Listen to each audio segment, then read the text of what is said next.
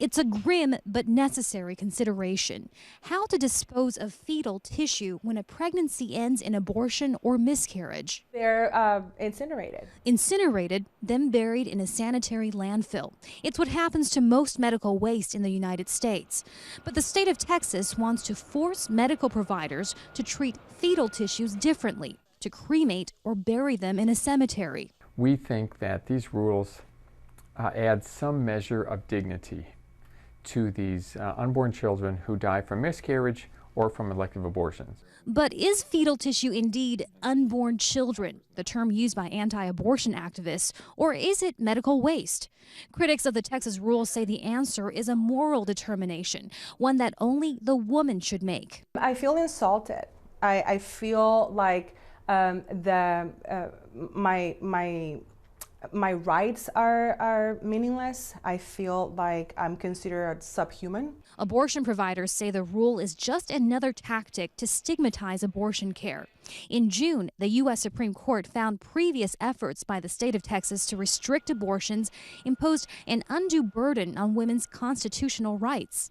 Just 4 days later, state leaders here at the Texas state capitol proposed the new fetal remains rule, prompting accusations of being sore losers and of using the state's administrative powers to get around the legislative process.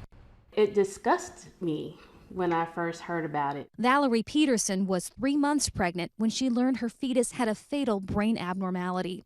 She was told she could either wait for a stillbirth or have an abortion. But I can't continue to go on day by day knowing that I'm carrying a pregnancy that isn't viable. And so the best choice for me was to terminate. Can you imagine what it would have been like to have the abortion and then to start thinking about a funeral? Yeah, you know, I can't. I really can't. And I don't think a lot of women can. It's just something that you're already an emotional wreck, because that's like I was, and then to have to make a decision on what to do with the remains would have made my grief worse. Abortion providers argue the rules would also raise the cost of abortions.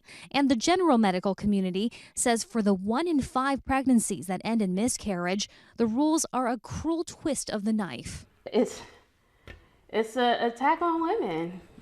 Period. The debate continues to be waged in court. A federal judge has until January 6th to decide whether the Texas fetal remains rule may take effect. Heidi Jo Castro, Al Jazeera, Austin, Texas.